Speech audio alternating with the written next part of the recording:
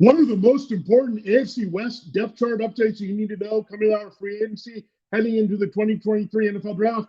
Here's breaking it down for fantasy football as we begin another edition of Locked On Fantasy Football. Are Locked On Fantasy, your daily NFL fantasy podcast. Part of the Locked On Podcast Network. Your team every day.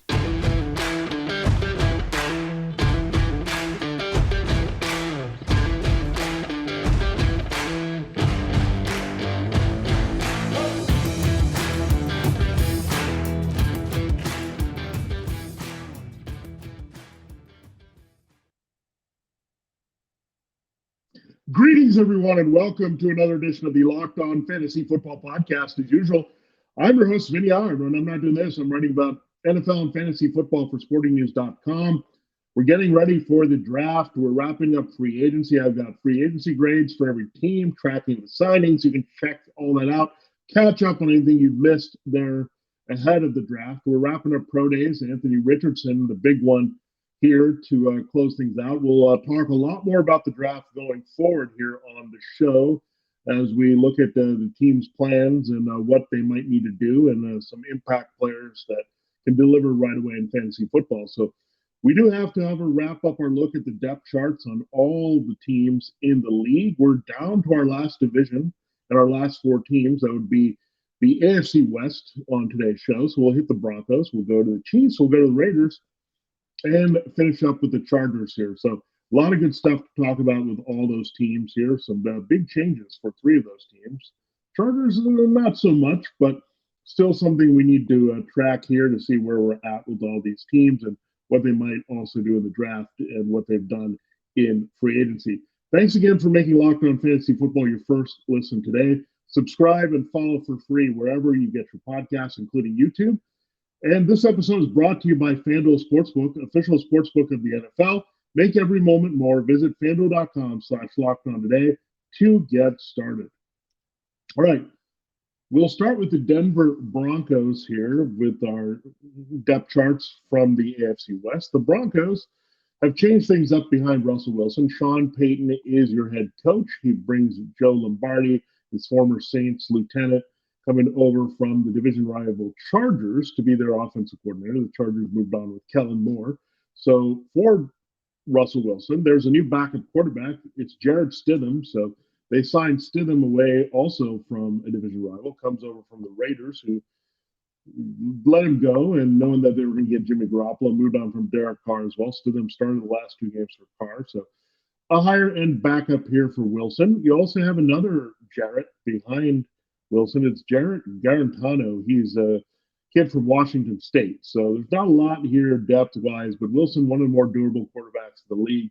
He had the last year in Seattle, where he missed time with the thumb hand injury, and Geno Smith had to fill in, showed the Seahawks that he could be a starter full-time. But other than that, Wilson has been a complete Iron Man, played every game last year as well for the Broncos. So look, Stidham, they hope doesn't see the field, but they like his ability to pick up the offense here from Peyton and Lombardi. All right, going to running back. This is interesting. The Broncos, I think, are hedging their bets a little bit with the Javonte Williams injury. It's a major knee injury, hoping that he can return here early in the season at the latest and maybe be even available for week one. But it's a devastating injury. But behind him, they've definitely changed things up here. They picked up Samaje Perine from the Bengals. So Bengals lose a key part of that backup situation behind Joe Mixon. Perine, we know, can do a little bit of everything well. He's a good pass catcher, a good power runner when needed, can pass protect. So I think they're looking at Perine as a good little contingency. And this also says that they're going to give feature-like touches to Williams should he be healthy, because Perine can just kind of plug and play and do a lot of things he does here. Williams is not the top flight pass catcher, and Perine is a little bit better there, so you might see Perine a little bit more passing situations on the field should Williams be healthy here. If not, Perine's going to have an opportunity out of the gate to get some key touches, because the third running back here, Tony Jones Jr., that makes sense. He was a former Saint, so he goes with Sean Payton, getting a chance here as number 3. And finally, your last running back is Demaria Crockett. He's a kid from Missouri. So looking good for P. Ryan to be a strong backup slash handcuff here for Javonte Williams, and maybe getting some key action early in the season should Williams be a little bit slowed and not at full speed after the tough knee injury last season. All right, go to wide receiver. There was much debate about trading Jerry Jeudy and Cortland Sutton that has not materialized here for the Broncos. In fact, Sean Payton has gone the other way and said, we're absolutely not trading these guys. And I wouldn't either. You need these weapons to help Russell Wilson. You also get the luxury of getting Tim Patrick back from his injury. So Patrick, they really like. He's a good number 3. He also allows them to go 11 personnel and put Jeudy in the slot. So he was a big absence last year for sure. They expected him to be on the field. He was a little bit reliable there a couple of years ago when Jeudy and Sutton had their injuries, but Patrick was the one injured last year, didn't get a chance to perform and help Wilson. So I think that will change a little bit here. 11 personnel, you'll see those 3 guys out on the field quite a bit. KJ Hamler probably slides a little bit in this rotation to 4. So they've seen some flashes from him, but I think they might use him as a spread gadget player there when they go double slot. You have Marquez Callaway, another former Saint there that can make some big plays, but the Saints gave up on him. He didn't have the right connection there to push him forward. He had a decent chemistry with Jameis Winston, but of course that is broken up now with Winston being the backup, Derek Carr being the starter. So Callaway was definitely available. So he's the number 5 right now. Kendall Hinton drops down to number 6. He made that emergency start for the Broncos against the Saints a couple of years ago. So Hinton, again, is dropping. And then Montreal Washington, he flashed last year. I thought he'd have a bigger role, but right now he's buried in the depth chart really deep here at number 7. So interesting depth chart for sure, but Jeudy, Sutton, and Patrick's a clear top 3 there to help Russell Wilson this year. At tight end, things have pretty much stayed the same. Greg Dulcich has emerged to be the number 1, so he has a great opportunity here to be very productive. The very athletic kid out of UCLA in year 2. Albert Ukwabenin is the number 2 tight end, so his fantasy value is pretty much done here. Chris Manhertz was signed, the former Panther and Jaguar, so he ends up as the number 3 tight end. So pretty deep at tight end, pretty deep at wide receiver. Running back a little thinner, but P. Ryan, again, is a pretty reliable number 2 where you didn't have to invest too much behind him. So interesting there. On the offensive line, Garrett Bowles should be fully healthy. They also made 2 key additions here. On left guard, Ben Powers is projected to start. At right tackle, Mike McGlinchey. Powers coming from the Ravens, McGlinchey coming from the 49ers. So tapping into some pretty good offensive lines to upgrade. McGlinchey is a good bookend with Bowles. Rounding it out inside with Powers is Lloyd Cushenberry in the center. And you also have Quinn Miners at right guard. So they move on from Graham Glasgow here. But this offensive line looking pretty decent.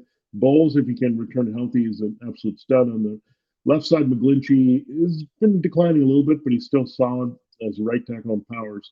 Also upgrades interior. So good moves all around to try to reset this. So it's very much similar to what we saw in Jacksonville, where you had Doug Peterson coming in year 2, cleaned up a lot of things that they had going on with Urban Meyer. Same thing seems to be developing here with Sean Payton. Very similar profiles, right? Peterson was a 1-time Super Bowl winner, took some time off, came back, was very effective coaching. Payton took some time off from coaching, trying to clean up a mess. It's just going to be more organized. That's one thing about Sean Payton and staff. They're very organized. They'll have things in place here to make everyone successful. So I do love these changes in relation to what Peyton Lombardi can bring. And I think Wilson, great position here to have a big rebound season in 2023. All right, there you have a look at one of the teams, the Broncos. We'll get into the Chiefs, Raiders, and Chargers in our final 2 segments here on Locked On Fantasy Football. It's a great season here for college basketball, coming to an end with the 2 tournaments. You got the men's tournament, the women's tournament. If you want to get in on the action, there's no better way to do that than by downloading the FanDuel sportsbook app, the number 1 sportsbook, FanDuel. That's because right now FanDuel is giving new customers a no sweat first bet up to $1,000. That's up to $1,000 back in bonus bets if your first bet doesn't win. Just go to FanDuel.com/locked-on and sign up today to claim your no sweat first bet.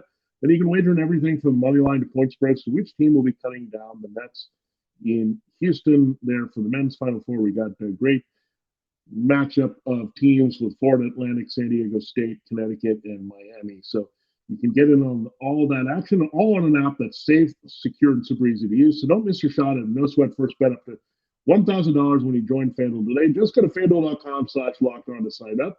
Make every moment more with FanDuel.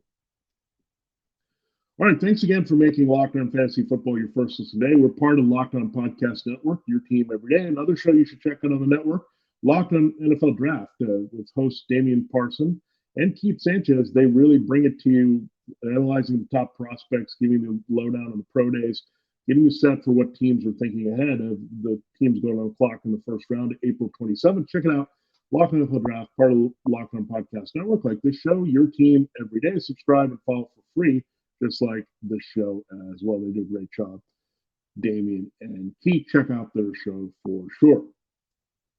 All right, it is time to continue the show here and look at the Chiefs depth chart. So now, offensively, very similar to last year, the fact that they're gutted a little bit wide receiver. Let's start with quarterback there. Patrick Mahomes is your clear number one. We know that. But you have a new number two, Shane Buechele, because you have the presence of Chad Henne gone. He's retired. And Chris Olonekun, he was a draft pick by the Steelers a couple of years ago. So you have Mahomes, Buechele, Olonekun. So not a lot of experience. They lose the veteran Henne, who was a plug and play, who did really well for Mahomes, filling in when needed in short bursts there for him. So they're going to miss Henne for sure. And his influence in the locker room and his presence there, he's a very upright guy, very knowledgeable guy. So Buechele and Olonekun just a little thin there behind Mahomes. Maybe they'll look still for a veteran quarterback they could add. At running back, it's pretty clear. You have Isaiah Pacheco. He took over the lead. Clyde Edwards-Helaire hanging on by a thread here. Jerick McKinnon still hasn't been re-signed here by the Chiefs. Maybe they'll come a little bit later. It's another P. Ryan in the AFC West. It's Michael P. Ryan. He's the number 3 running back right now listed on their depth chart. So pretty thin there. I don't know what they can do with Edwards-Helaire going forward. P. Ryan's in the mix. We'll see about McKinnon coming back. But looking at Pacheco, he's going to get some major touches here. Almost pushed to 1,000 yards from scrimmage last year. So Pacheco, a great situation to expand his role. I think they can even throw to him out of the backfield. So that would be great. His power running, his good yardage is helped by some touchdowns and some passes caught here. He's really going to have a big year as a potential RB2 with a bullet here in 2023. All right, we go to wide receiver, and a couple guys are leaving again. Juju Smith-Schuster leaves for the Patriots. Joining him in the AFC East, you have Mecole Hardman, who joins the Jets. So those guys are gone, Smith-Schuster and Hardman. So Marquez Valdes-Scantling right now is listed as the number 1, but we know Kadarius Toney is someone to watch there, as well as Sky Moore. So these guys have great opportunities playing off Travis Kelce at tight end to really make a difference here. I don't see MBS as a clear number 1. They can look at wide receiver in the draft, but Toney and Moore have that potential. We know that. They're a little different. They have that body type of Tyreek Hill. They're hoping one of them will pay off here and lead their wide receiver core. They know that they have Kelce at tight end to lead the passing game, something to look at there. They also have a couple of Clemson guys there, Cornell Powell and Justin Ross. I've liked both of these guys when they were healthy in college here to make some plays. So there's a big time opportunity. Ross especially, he was a big-time playmaker before he had a little condition there playing with Trevor Lawrence, a young receiver that I thought was going to be can't miss in the NFL, but he got slowed down. Maybe it's a little bit of time for him to rise here. So looking at Powell and Ross, they also have Amir Smith-Marset. He's a former Iowa Hawkeye there, so he can make some plays. He was on their roster for the Super Bowl, so something to look at there. And they also took a flyer on the speed of John Ross. Yeah, so you can tell the Chiefs are trying to assemble some speed, some quickness here to help Mahomes in this makeshift wide receiver core once again with Juju and Mecole out of the mix here for 2023. At tight end, pretty familiar and pretty deep here. Travis Kelce is your number 1, Noah Gray number 2, Blake Bell, the Belldozer, is back as your number 3, and Jody Fortson number 4. So pretty deep for sure. With Noah Gray, he's really effective. He was a good backup last year. Bell and Fortson situationally can be used as well. So good cogs there for Andy Reid to have, and stays intact at tight end. Now, offensive line, a couple changes. They lost both tackles. Orlando Brown Jr. signed with the rival Bengals, so he's now the left tackle there. You also have Andrew Wiley signing with the Commanders, so both tackles leave. The inside is the same. Left guard Joe Thuney, Reed Humphrey at center, and Trey Smith at the right guard, so everything stays the same there. But the new left tackle is Jawan Taylor. He played right tackle for the Jaguars. So that's because Cam Robinson was there, but they don't have a Cam Robinson in Kansas City. So Taylor flips to the left side to be the starter there, and they paid him that type of money to replace Orlando Brown. So they like him there. And Lucas Niang, he was healthy for a little while last year, but Wiley was the starter for the season. So now you have Lucas Niang back in play as a potential right tackle starter here for the Chiefs. All right, moving on to the Raiders. We know what they did at quarterback. They moved on from Derek Carr. They moved on from Jarrett Stidham. They bring in another guy that was with Josh McDaniels, like Stidham in New England. That is Jimmy Garoppolo. So the older backup leaves San Francisco. This would be a Bay-to-Bay move, but the Raiders don't play in Oakland anymore. It's Las Vegas. So Jimmy Garoppolo is your starter for sure. Now we'll have to see if they want to add a quarterback in the draft. There's potential there still to do that. Maybe Will Levis and groom him for a year and have Garoppolo start right away. So something to look at there. But Chase Garbers is their only other quarterback right now. And that's a little bit concerning because Garoppolo has that long injury history. So they might have to just draft that rookie just to have someone there. And again, they might like Garoppolo in the short term, but longer term, they still should be looking at Will Levis or Anthony Richardson. Should one of them drop at number 7 overall in the draft? Josh Jacobs got the franchise tag, so he'll be back. Also re-signed was Amir Abdullah, so he's hanging on as the number 2 here. So that's not good for Zamir White trying to carve out that key role. Jacobs coming off leading the NFL both rushing and yards for scrimmage. Abdullah being a good pass catching complement there, and Bolden can also do that play on special teams. So it's not looking great for Zamir White for a year 2 breakout with that situation. At wide receiver, very similar situation here where you have Adams, Devontae Adams, and Hunter Renfrow as your top receivers. And Jacoby Myers is down the mix. And Myers will probably line up outside opposite Adams and give Renfrow the slot here. So something to watch out, but Myers has the size to play. Outside or inside, a little bit more versatility. Renfrow can also do that. So Raiders like that a little bit more in tune with what McDaniels wants to do. They also added some depth here. Philip Dorsett is on the team. So is the former Charger DeAndre Carter. Keelan Cole was re-signed. Matt Collins was not, so he heads out. Cam Sims is also in the mix here. So Raiders not bad depth, especially when you think about what Carter was able to do for the Chargers, and he's the number 5, and Cole's been pretty reliable, and he's the number 6. So really good to see that with the Raiders have some depth. Now, tight end is completely different because Darren Waller was traded to the Giants. Foster Moreau has a medical issue that he's going to sit out the season. Tough decision to walk away from the game. We'll see if he returns to the game. But we had Waller and Moreau last year. Now it's Austin Hooper signed in free agency there, so he's number 1. O.J. Howard was also signed. So Hooper and Howard are your new combination there, saying goodbye to Waller and Moreau. And Jesper Horsted hangs on as the number 3. He just slides down. 2 different options have emerged here in Las Vegas. At the offensive line, it's pretty good. It's underrated. I think it still could be upgraded. Colton Miller's their left tackle. Dylan Parham at left guard. Andre James at center. Alex Barr's at right guard. And Jermaine Illuminor at right tackle. So pretty decent, but I still think they could use some upgrades there. I think right tackle still pretty weak. Colton Miller should probably play there over Illuminor, and maybe look at the right guard as well. So a lot of things the Raiders can think about upgrading their offensive line with here in 2023. All right, we will close the show in our final segment looking at the stuff that you need to know there for the Chargers and what's happening with them here in this offseason. But again, make sure to check out all the great shows on the podcast network here. We are part of the Locked On Podcast Network, your team every day. Whatever your favorite team is, we got you covered all throughout the offseason, all throughout the draft there. So check it out. Subscribe and follow for free with any of our shows here on the network.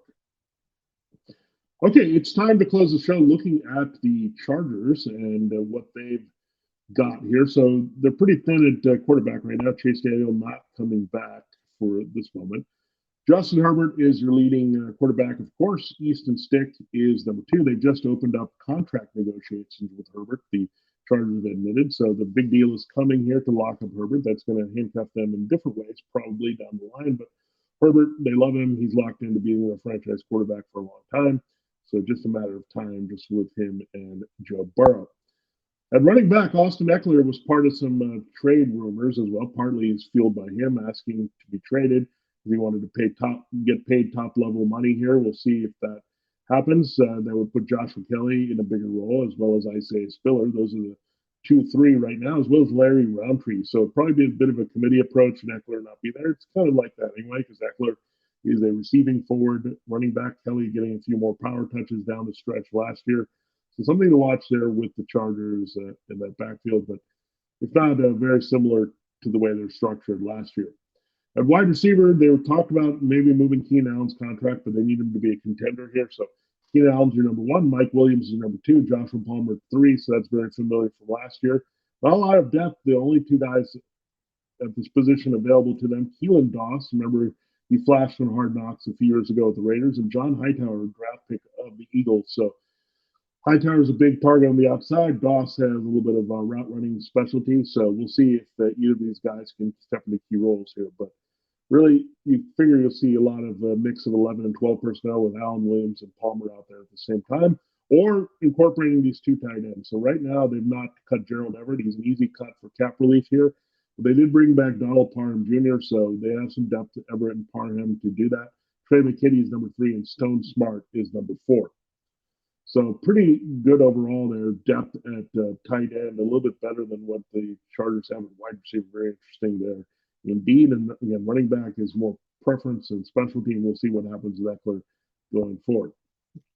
All right, the offensive line is really excellent when Rashawn Slater's healthy. He missed last year for most part, so he's the left tackle right now, so he anchors things down there for Herbert. You have Jamari Salyer. He's worked out really well as a interior hybrid from Georgia.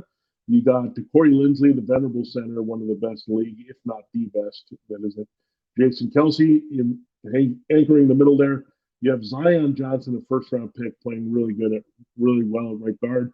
And you also have Trey Pipkins re-signed to be their right tackle. So a lot of intact things here, and Slater coming back is going to be huge there for this team. So Slater and Zion Johnson, two young, very upside players here that you see in the blocking for the Los Angeles Chargers. So there you have it. There's a look at the depth charts from all 4 AFC West teams, the updates you need to know for fantasy football, and kind of going into our full off-season scouting mode for these teams. So giving you the insight you need and trying to figure out how you're going to stack your board in the end here for your fantasy football team. Now, we talked about stacking boards. Well, it is a great time to check out the draft content here on the network, as we mentioned with our Locked On NFL Draft Show, but also check out, second listen, Locked On NFL Scouting with the draft dudes from free agency to draft, salary cap management, and more.